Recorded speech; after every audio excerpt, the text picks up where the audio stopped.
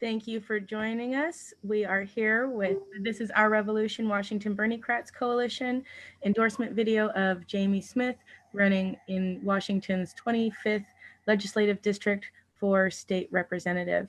Thank you for joining us today, Jaimie. Can you tell us a little bit about yourself and your legislative district? Yeah. So I am a local teacher and coach in the 25th LD, which is Puyallup, Franklin Pierce, Fife, South Hill area. And I have been a teacher in the area for over a decade, for about 12 years now. And I've watched it grow and change.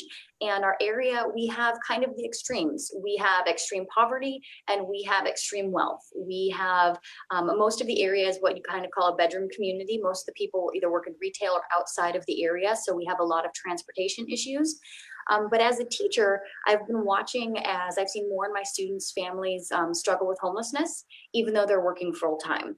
I've watched more and more of them become on free or reduced lunches and have more struggles trying to just pay the bills as prices rise, but as the wages have not risen.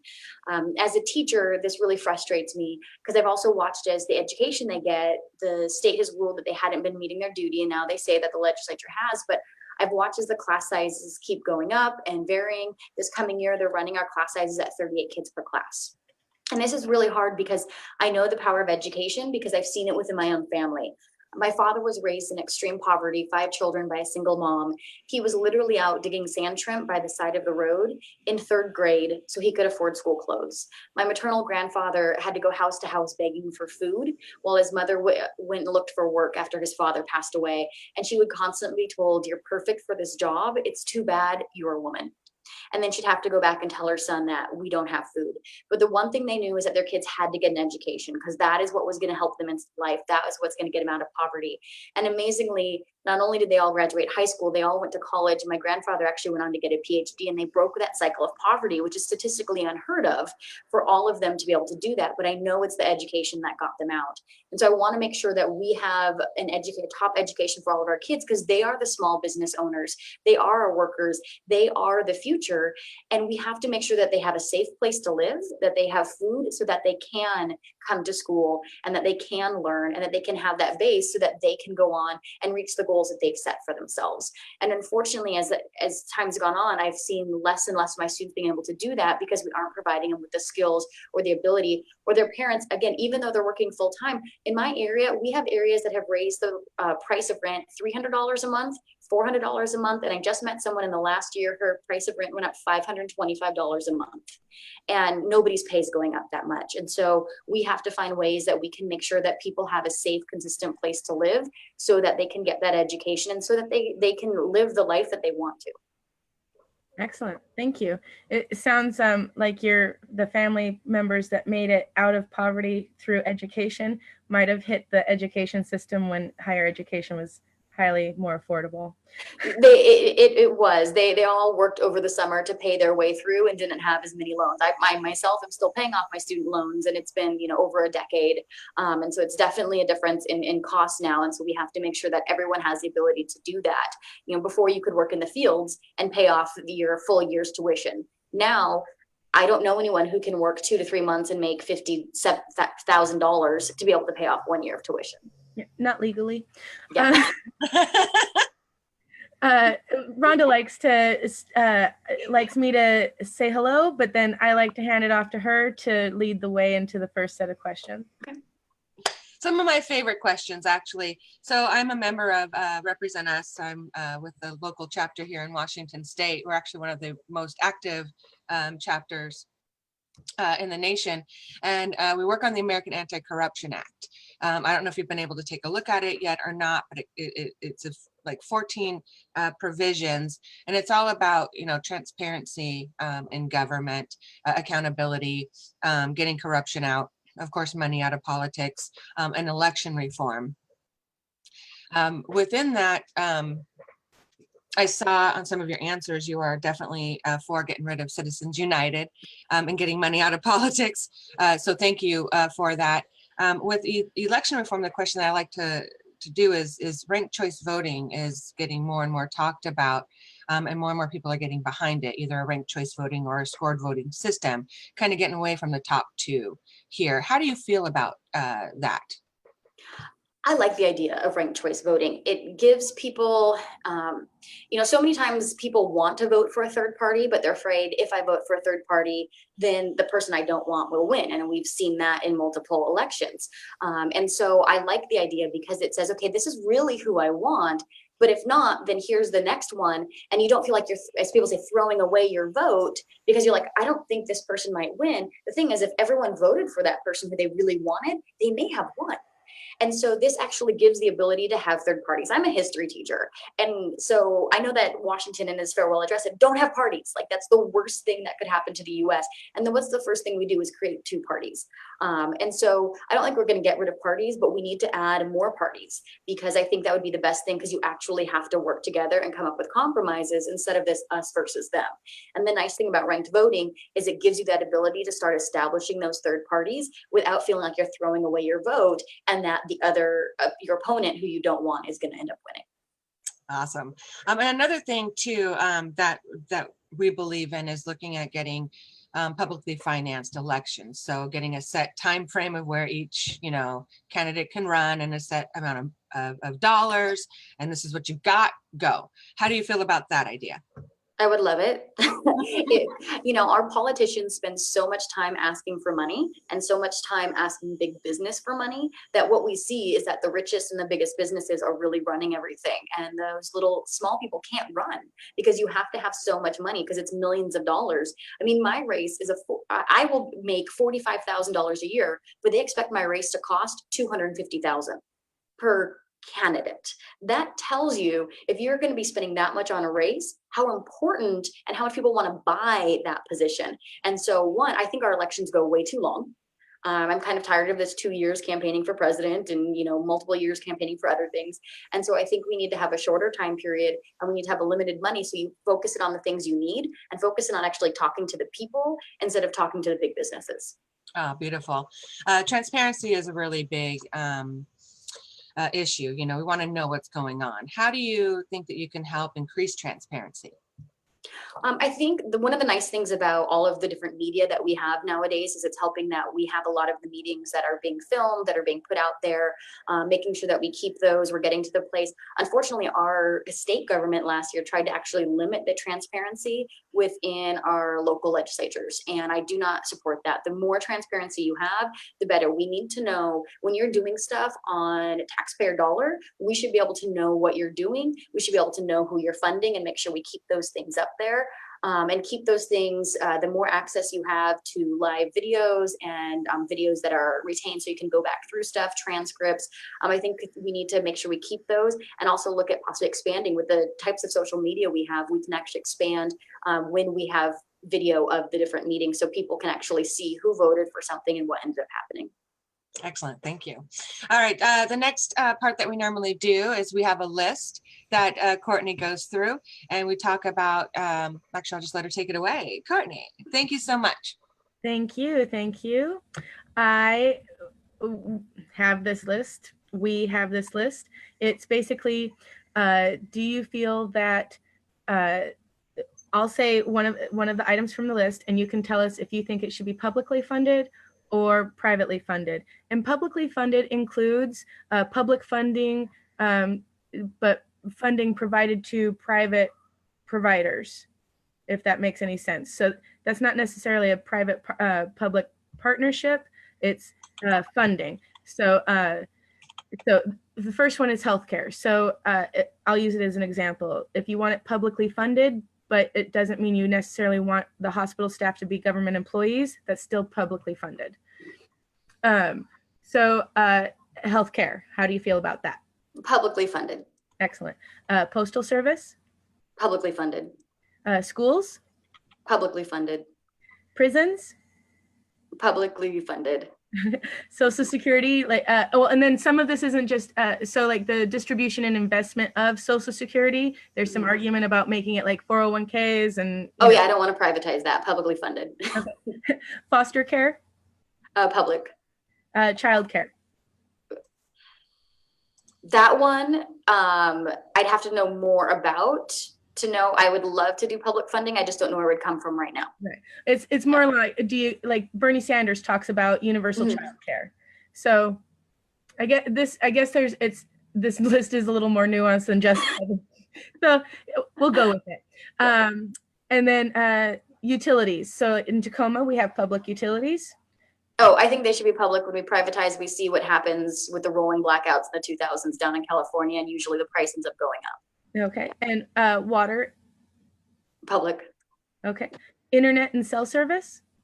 I would love to eventually get that publicly funded because it's basically needed, but I don't know if we have the abilities right now. Okay. Public lands and natural resources. Needs to stay public. Don't sell it to the highest bidder. Okay. Banks. Banks. So that's less of a funding thing. Is, do you think that right now Washington doesn't have a state bank? Yeah, I think if actually Washington did a state bank, it would actually end up saving us money and actually help us to fund different programs across the state, as well as our own bonds and contracting. And so I think Washington should look into it. I know other states are big fans of their public banks, and I think that would be something that would be good for us to have. Excellent. Mass transit, like buses, ferries, railways, even airways. Public. Okay. Infrastructure. Public. Military and its associated industrial complex. Public. The Veterans Administration. Public. Scientific funding. Public. Space exploration, like NASA, not like Space Force. NASA, yes, public. We've had to change that one recently. Libraries. Public. As I'm in one right now. Yeah, I know, it's such a pleasure. Community housing, specific like to those who are both in need because of homelessness, but also people say who are aging out or have accrued a disability that no longer allows them to remain in the housing that they were in. I think we need to have public funding and public help for that. But I also know there are private organizations like churches that also do things like that. And so I don't want to take away from that, but make sure you have both options. But I don't think you can do all private because it stretches the churches and community too far. We have to have public as well. Indeed. And like I said, it's kind of like the bank situation. We're not asking you to obliterate all banks. Yeah. Support a public version of it. Elections. Public. We need to get big business out of elections. It should be about the people's voice, not the business voice. Excellent. In recent conversation, there was somebody who mentioned about 60% of people go to court for various reasons, sometimes not criminal, but still can't afford a lawyer. So not only are public defenders poorly staffed and poorly reimbursed, we have a number of people who are going to court without legal aid. Would you support expanding legal services in the public sector? Yeah, I mean, I don't think you can cover everything because there are some people who just like to sue their neighbor because their dog barks too much, which might be once.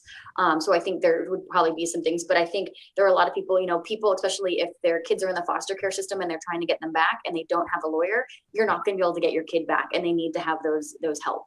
And so we need to look at it, not just you being sued or being arrested, but how can we help people work through the system? Because it's rather complicated.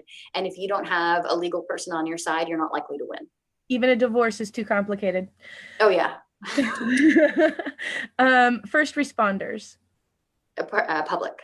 And then we have this idea, and we touched on it in our questionnaire, and it's not written out as a policy yet because it's such a new idea, but it's whether or not you appreciate the idea.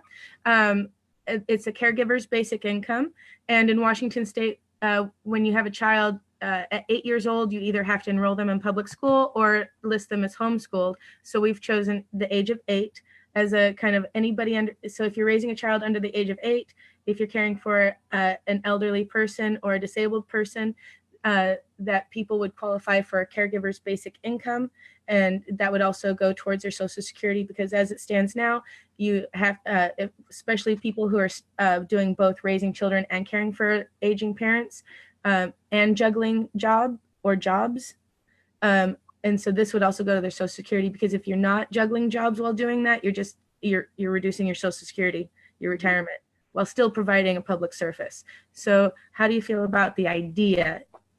I like the idea. I know people who, and oftentimes it gets put on the women who have to make the choice, especially with aging parents. It's so expensive to have them in a care home, and also not only is it expensive, but then they aren't with you. And so many times they have to give up their jobs to be able to care for them in their home.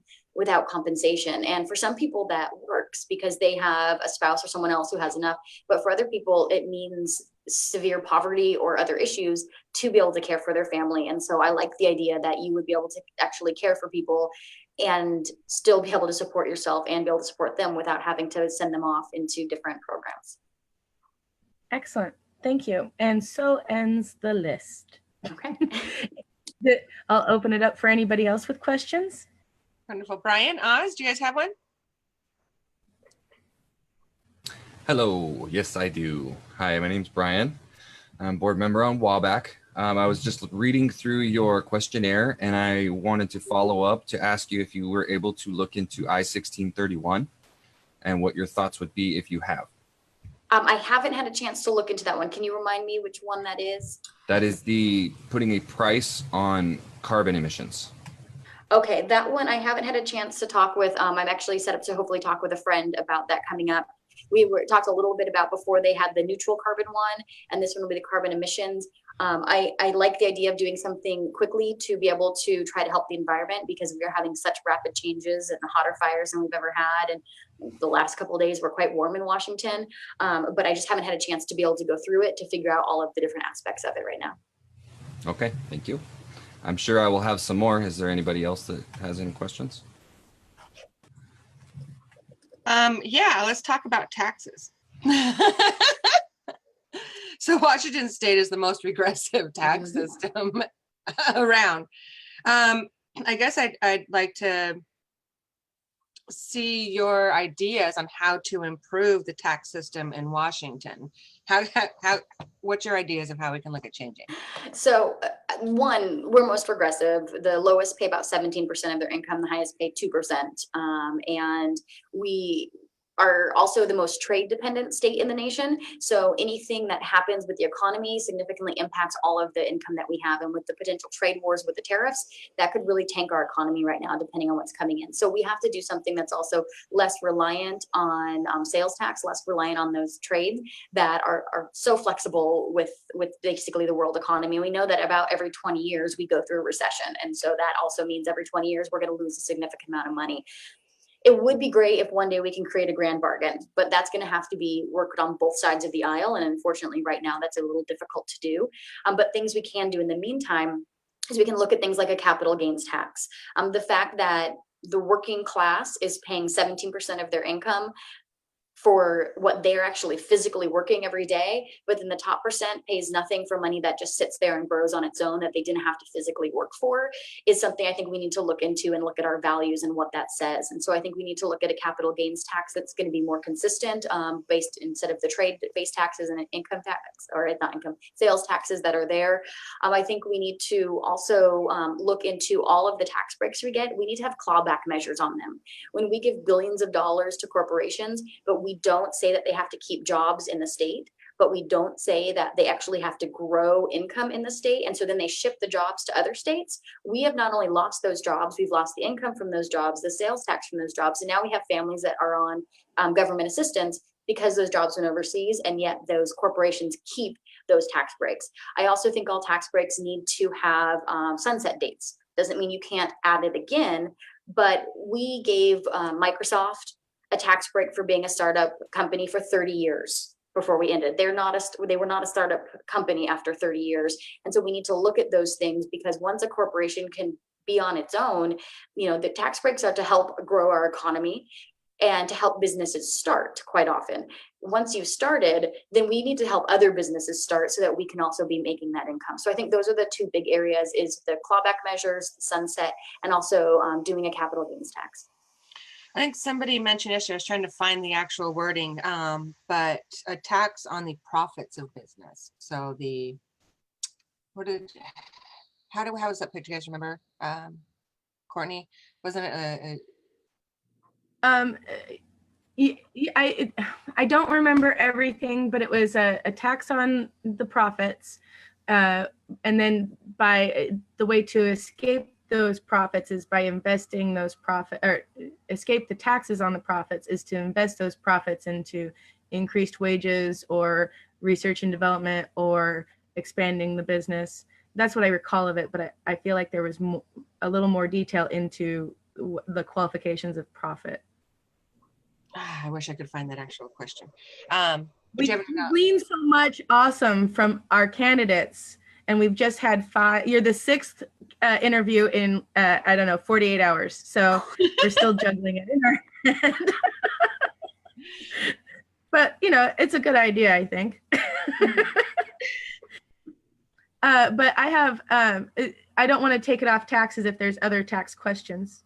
No, do you have any comments to that about a way to do with businesses versus, you know, the way it's working now? Because the way that it's set up now is they get taxed if they do. What did she call it? Whatever, but they were looking at wanting to look at taxing the actual profit of the business versus another way. Yeah, I think over a lot of them, they get taxed on just how much they bring in, not necessarily the profit, and that can create some problems. The only thing is that you have to be careful, because sometimes when they say that, there are so many tax loopholes to say your profit is 0, because you get to write everything off first and then you pay taxes on top of that can actually make things worse. So it would depend on how it was written, because there are some corporations who really want that, because they know they can write off all of these different things and say, oops, we made no profit, so now we pay no taxes. Well, they pay no taxes as it is anyway. Yeah. So, I mean. Yeah, and I think I'm recalling that it was proposed as an alternative to the B&O tax. That's it. Oh, Thank you. Yes, an alternative to that. Yeah. So, okay, sorry, go ahead. I'm done with that, unless you have anything else to talk about with tax kind of structure here in Washington State. Jaimie, anything else for me? No, I think that's for me, at least. All right, Courtney, I want to look into that other one that you're mentioning. I'm taking note on it. Yeah. Brian, did you have more tax questions? Yeah, I'm looking through your website, and it says that you're very involved in your church. And since we're on taxes, there's a big issue with how churches are taxed and how they get exemptions and how they're able to afford half the things they have. Is there anything that you would be able to add to that whole situation of being able to separate, right, church from state and all of that whole conundrum? Yeah, I don't know exactly, I don't have a strong background in how the taxes of the church go. But what I can tell you is that right now they're talking about trying to get rid of the rule that says that churches cannot talk about politics, which to me would definitely mingle church and state. And one of the reasons from my perspective that they should have a tax break is because their goal is to help the local communities and supposed to be help the people who are there. We do know, of course, there are some churches that tend to be trying to make a profit, but most of the churches that I know, the ones I've gone to, they have really been focused on how do we help the local community and the spiritual needs, not trying to get involved into the political aspects, which is kind of also the business aspects, and unfortunately now the way our government works. And so I don't know about all those tax breaks, but I would say that if they can start getting into politics, we're going to have to rethink those tax breaks, because unfortunately politics and business are intertwined already. And if we have politics, business, and religion, then they're going to be focused a lot less on helping the people and a lot more on probably helping the businesses in the top %. And I think that's going to create a big problem. Yeah, that's quite the trifecta effect right there. So thank you. Mm-hmm. Excellent. So I was looking at your LD on a map, and I see that your district reaches nearly to the port of Tacoma, mm-hmm. and that while you wouldn't have any influence on what was happening at the port, your constituents, some of them will be within the blast zone of the proposed liquid natural gas facility that's going in. As a community member, and then as someone who will be writing policy, where do you stand on it? Can you help protect us from it? Will you use your place as a bully pulpit? Will you help write policy about maybe explosive tanks in population centers? I mean, there's a few options here for where you might have influence. Where do you stand, and what do you see yourself doing on this topic? So I'm learning more and more about this. I know that there's some lawsuits with the native tribes going on right now about whose land it is and so forth that can make a difference. I've also talked with the ports and some of the individuals who put it in. I know it's stationed on bedrock. There is the fear that if there was a big earthquake that it would explode. The problem is if there's a big earthquake, that entire area is going to liquefy. And so we're going to have actually a much bigger issue because most of that is fill in the area. And a lot of that area was not necessarily supposed to be built always for housing, that there are housing in the area. And so that's going to be a bigger issue that we have to worry about. The people who built it and what they actually think, the contractors, I have not looked at the numbers. I don't know the numbers with architecture, but they actually think that if it does liquefy, it's going to be one of the few things that would hopefully stand because it is all the way down to the bedrock. I know there's the fear in there, and we want to go off of using natural gas and using oil and all of that stuff. Right now, it seems like it's because we can't make that jump immediately, that it's kind of an in-between phase. It's getting off of the crude oil that we're using and going on to natural gas. And then hopefully we can eventually go off of that later as well, once we find different ways to be able to fuel our ships. So unfortunately, there's kind of this back and forth with this one of it's cleaner than what we had, but it's not as clean as where we want to go, but it's kind of a transition in the meantime. And right now, what I've heard is that it should be actually one of the safest places around. If we have that big earthquake, I don't think any place is safe in the area. The whole area is going to liquefy. And that's going to be a bigger issue. Well, there's the liquefaction process, and it's on 3 Superfund sites. So the land underneath it is toxic. The drilling itself is fearful. There's fear that it's disturbing those Superfund sites and causing that to resurface or be disseminated into the water. Okay. The earthquake is one risk. That Mount Rainier erupts. The Puyallup River Valley is often a lahar flow, so a lahar could rush down and knock it off its foundation. And while it might be cleaner burning than bunker fuel, there are other options. The tote ships that are wanting the LNG should be already using something cleaner, but they've been grandfathered in anticipation of the LNG. So there are cleaner options available to them without this.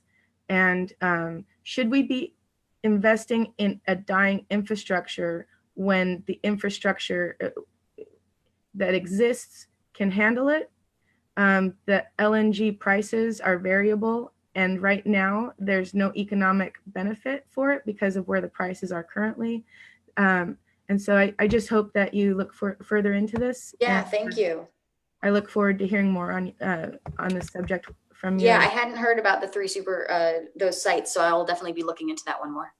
I also wanted to make a comment too, and to add that in the transportation and extraction of LNG, a lot of the emissions are actually lost, and in the form of methane. They're 10 times to even 20 times more toxic than carbon dioxide and bunker fuel extraction. So that may be something that you want to look at as well. Okay, thank you. Yeah, it's site specifically lower toxicity, but process overall is as damaging or worse. So. Good to know. Thank you. Thank you. And reviewing the questionnaire, we were talking about Campaign Zero and the 10 recommendations that they recommend for criminal justice reform at the policing level. I think there might have been a little confusion in the answer. So I just want to revisit Campaign Zero and encourage you to look them in. It's Black Lives Matter related. When people say, well, what does Black Lives Matter want?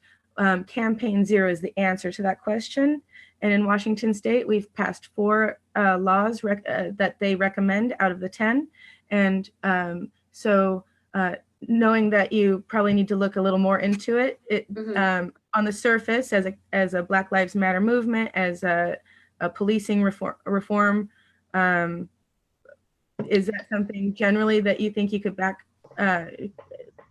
get behind? I understand there's limitations. You can't agree to a blanket statement, but do you support Black Lives Matter? Do you support criminal justice reform? I think we have to look into reform and what's going on. Yes, definitely. I have my brothers in law enforcement, my cousins are, I have friends in law enforcement in the area, and I also have friends who are Black and brown and olive across the thing. And we need to make sure that in our system, that if you are going to try to protect others, that you come home to your family. I don't want to ever have to tell my nieces and nephew why my brother's not coming home. But I also think that when you go out to the grocery store, when you go out to visit your friends, you shouldn't have to worry that you're not coming home simply because you're not white. And so we have to have that reform. We have to look, we all have internal biases that we may not want to acknowledge, and we have to start acknowledging those before we can make things better. Because I also never want to have to tell my friend Phil's son that his daddy isn't coming home because he drove to the grocery store and he wasn't white. And so we have to have this reform. We have to look at these internal biases, and we have to work on fixing the system, which is going to be multi ways, because we have to, what they call community policing is amazing. But community policing goes two ways. We have to have the officers who have the training. We also have to have the community that's connecting. And it can be absolutely amazing when it works. My cousin is great at it, and he'll be out, whether it's playing basketball with someone or just talking with someone or going around, but then people are also feel comfortable going. I have in Puyallup, Rob Kearney is amazing. He has people, he saves so many lives because people know that they can trust him and they can go to him and talk with him because they know that he's there to help them.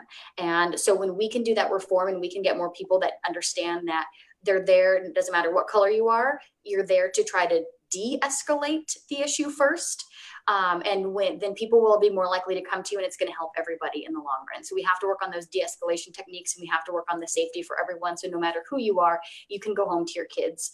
And so we need to continue doing those, and we need to make sure we have the funding to do them within the state. And I know we've made some progress towards that. And I look forward to seeing where it will continue to go. Excellent. Excellent. Yeah. Policing reform doesn't mean we hate police. We just want them to do it differently. Yes.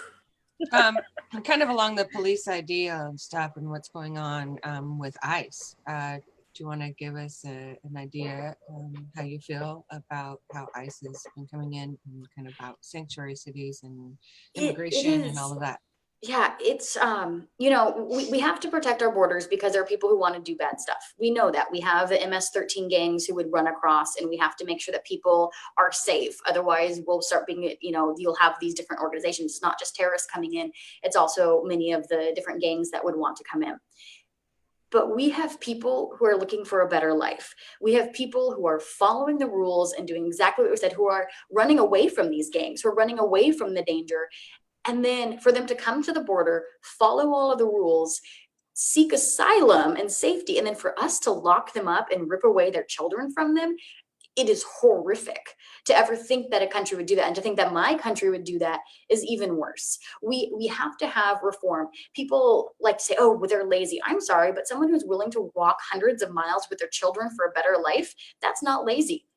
Okay, we can't get people to like walk to the grocery store. They drive the block that's there.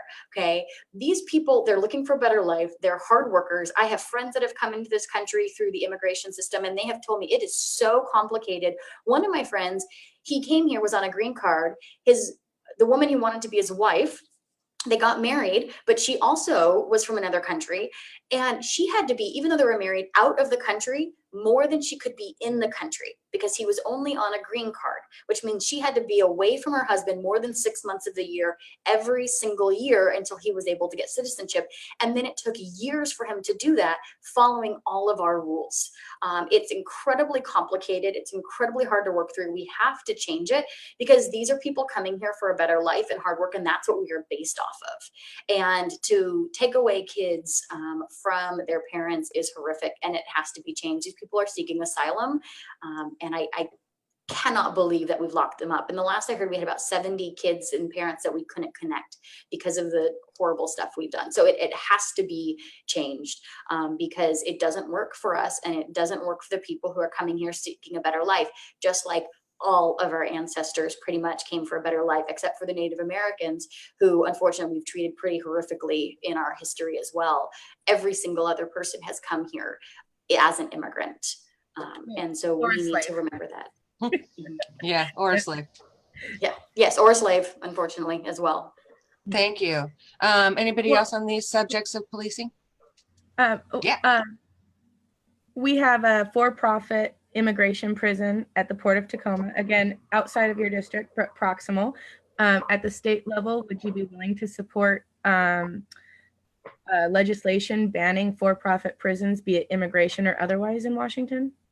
Yeah, the thing is, when you have for-profit, then their goal typically is not to rehabilitate, not to help, not to make things go faster, because if they have people who, like prisons, if they don't commit a crime again, then they lose money. When it comes to immigration centers, the longer they keep people in there, the more money they're making. If they were to be quickly through the process and help the people out, they would actually be losing money.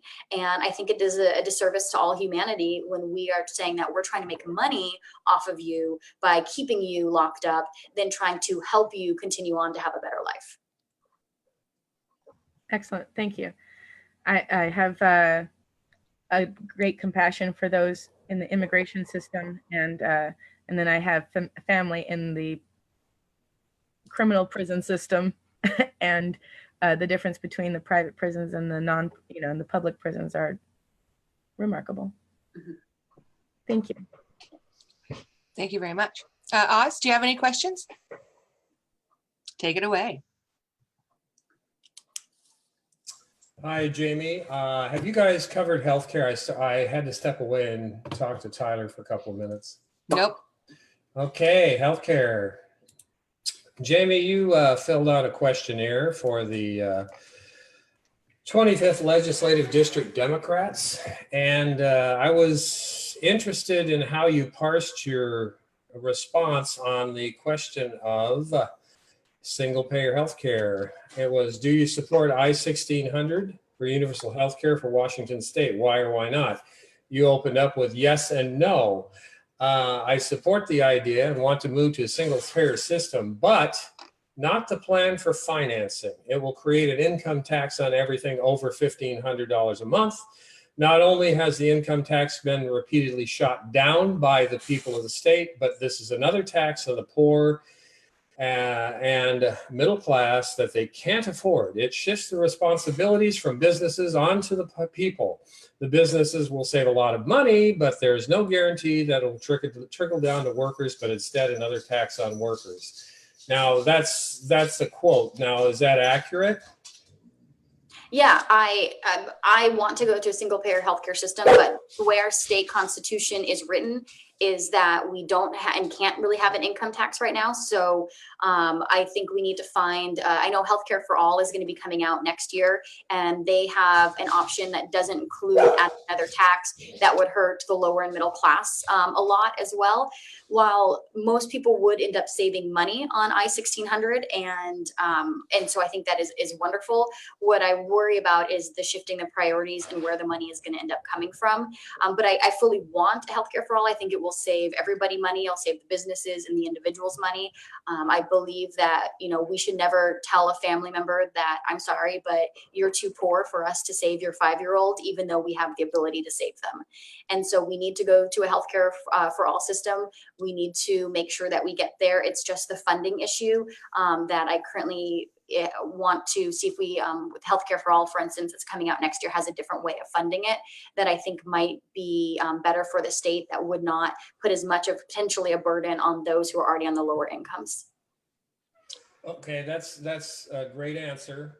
I just want to ask you, how are you going to help this move along? Because what I get when I get the response from other candidates and politicians that I just got from you, which is fine and it's perfectly fair, is I get the impression it's like kicking the can down the road another year instead of coming out and vociferously advocating for a single payer Medicare for all system, which would not only help people as far as their healthcare coverage, but it would help businesses.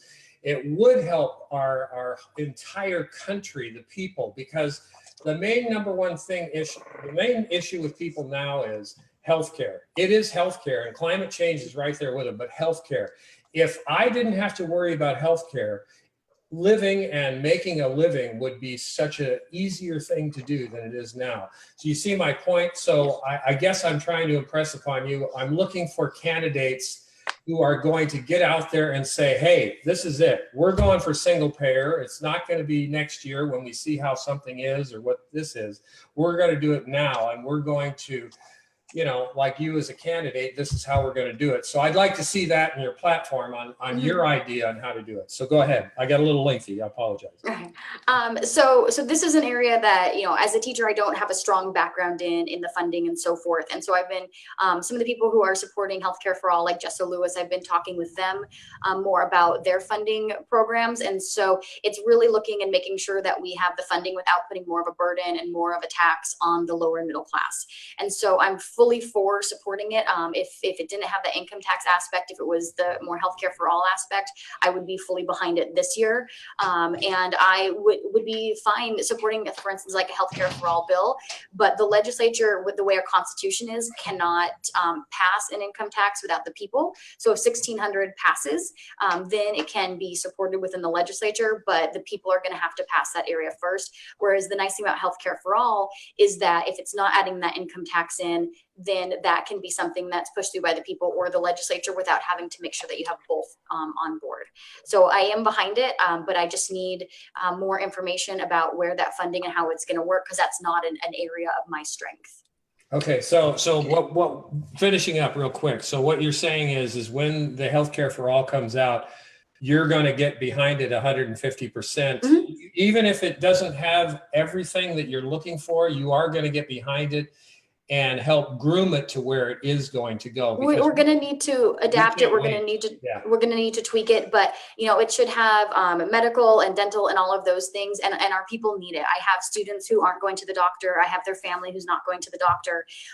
We have people who don't retire because they can't afford it. And so we have to find a way to get that passed now.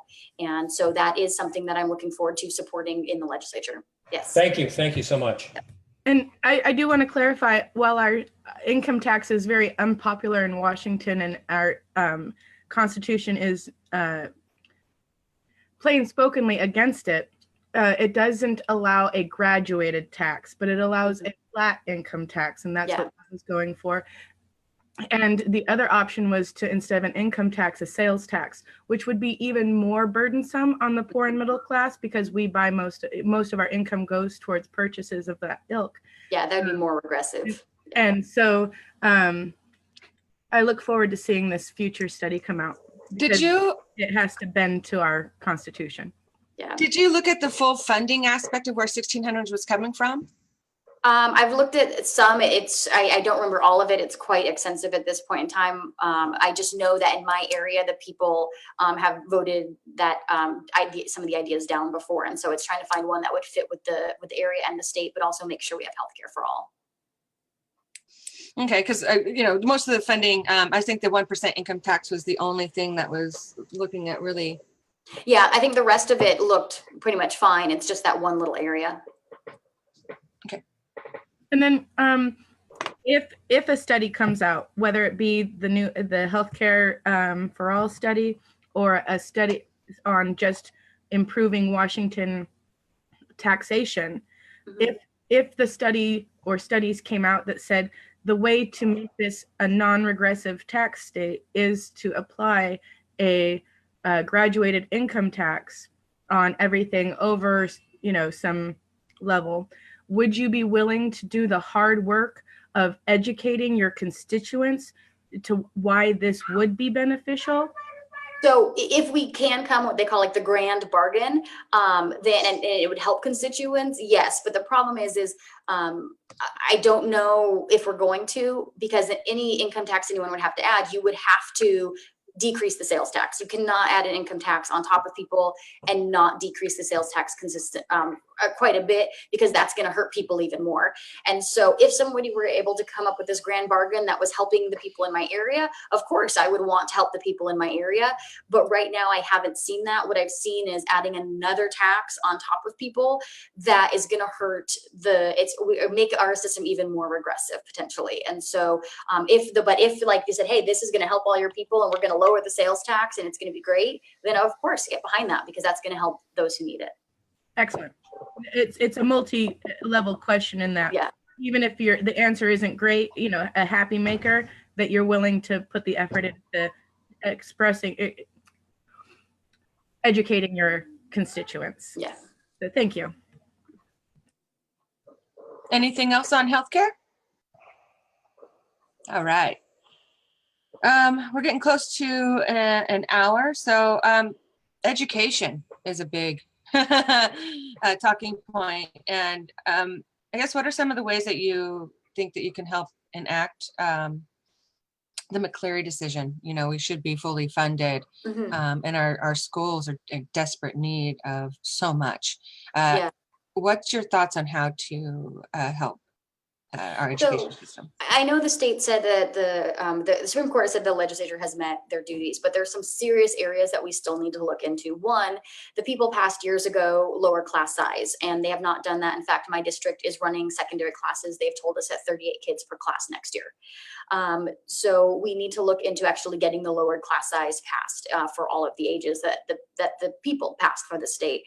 Two, McCleary's missing some strong areas. One, they've lowered levies in many areas, but we still are dependent upon levies. And one vote down by the people, especially if the economy goes bad, and all of a sudden you're cutting significant programs. And so we're still too reliant not only on levies, but with us being so trade-based in the state, we don't have a consistent, the economy goes down, and all of a sudden we're cutting from education again, because we have less sales tax, we have less people coming in, we have less trade that's going through. And so we have to find a more consistent way to be able to fund education without having to worry about the levies or be quite as dependent upon the economy. The other thing is that special education classes cost a lot more to run than a regular education class. And the current McCleary funding does not take into effect that those districts who have a lot more special education students have a lot more funds and costs that they have to pay. And so they're actually cutting different areas because the state doesn't fully cover the cost of special education at the current moment. And the new teacher funding, the way it works is instead of being a salary scale, so this many years you get this much money, each district is going to be bargaining their own, and they have a top and a bottom. And one of the problems with that is that those who have more senior staff, so those who've been able to retain the staff, they've been working with the community longer, they actually have a higher cost, whereas those who have a much younger staff have typically much lower costs, and that changes where they're able to put the money in for the students. And so if you have a district that the staff loves, they stay, you have a staff that's been there for a long time, you might not actually have all the funding to be able to keep them, which means you either have to increase class size because you're lowering your staff, or you have to potentially lower the pay of the staff that has been there for years. And so these are some areas that need to be looked into. The other area is I have more kids in crisis this year and each year than we've ever had before. You talk with the local police department, they see it as well. And the state funds one counselor for every 250 students, but there's no guarantee it gets to the students. And my school should have 6 or 7 counselors, and we have 4. And the other high schools in the areas have that. We have an elementary school with almost 1,000 kids that has 1 counselor. If that counselor were to see every single student for 15 minutes a year, they would never see the same kid twice.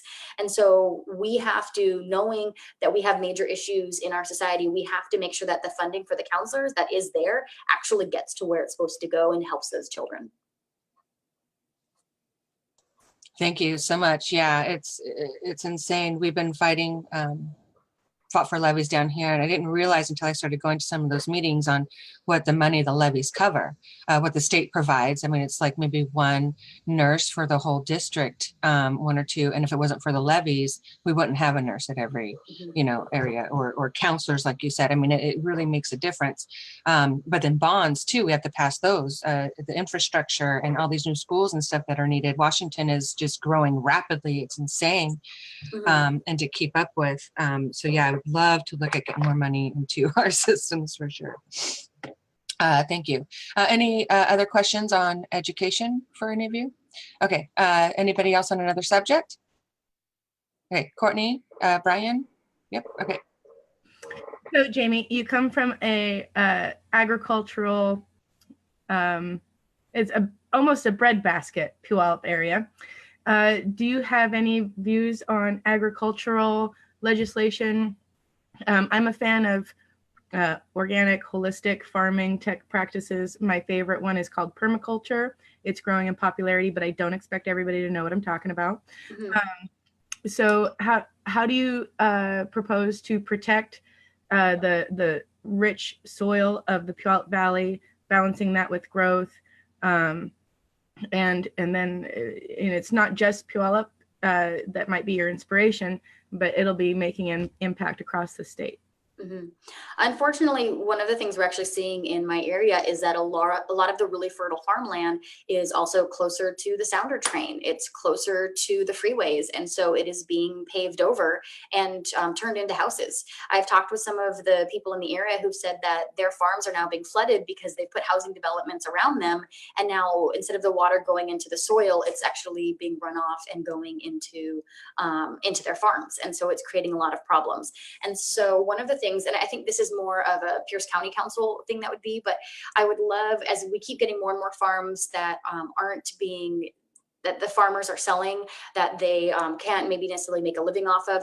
I would love to see, since it is part of our history, being able to turn those into public lands that can be farmed, or public lands that can be parks that will be able to maintain in the area to keep that history in there, but also be able to keep those farms instead of turning them into, unfortunately, it's a lot more beneficial for some of them in the short run to turn them into houses financially, but it's not beneficial for us in the long run. We have, for instance, the Van Leert farms, which they're planning on turning into a whole bunch of factories, and that's going to cause a lot of water runoff and a lot of issues in the area. And so it'd be nice if we could turn many of those and keep them as parks that could then be farmed out or loaned out to individuals so that we don't end up ruining it in the area, and that we can keep those local farmers here, because for some of them, a good year or a bad year can create problems. And like the one gentleman was telling me, you put the houses next to him, now his field is flooded and now he can't make money off of it. So now he's trying to figure out what to do.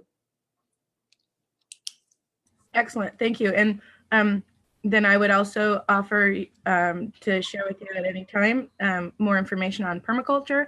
That'd be great. Permaculture is really great at addressing concerns of land formation and water, either retention or runoff. So permaculture has a lot of solutions that I'd love to talk more about. All right, Brian. Mine is kind of a question, but also I like your stance and your history reference when you answered the question about third parties as an alternative to get corporate influence out of politics. You stated, yes, Washington never wanted parties in the U.S. as he knew what problems they would cause. I think that this time in our current history it rings very, very true. What is your solution, and how would you go about having a more than 4+ parties in our current situation? I think if we do get to, they talked about like ranked voting before, that can make a difference in actually having more parties in there, because people will actually start voting for other parties and those parties will be able to stay around. But unfortunately, a lot of it is that the people have to be willing to start voting other parties. And for that one, we are going to have strong leaders who start other parties that people are going to be willing to get behind. I think, and so I don't have a specific answer to that. I think the voting, changing how we vote can make a difference. Getting money out of politics can make a big difference, because when you have to choose one of the two parties because you need their funding, then you keep going back to those two parties. And so if we can get some of that money out of politics as well, then we can actually have third-party candidates who are willing to run, who are willing to be able to have backing to be able to run, because right now it is just way too expensive, usually for a third-party candidate to even try to run it for anything that might not be completely local. Great. Now, that being said, we support Tamborine Borelli that is running in CD10, which is part of and within where you're running is within CD10. Do you support independents running for Congress? Yeah, I support, I support independence. I don't think you'd have to run specifically with the party to be able to do that. In fact, it's often the third parties who actually change the Republican and Democratic platforms, because it's their ideas that people love that unfortunately then the major parties pull in. I mean, that's a good thing when it gets passed, but a bad thing because it pulls away votes. And so I think the independent and the third parties have really shaped our system, and it would be great if we could have them more consistently running.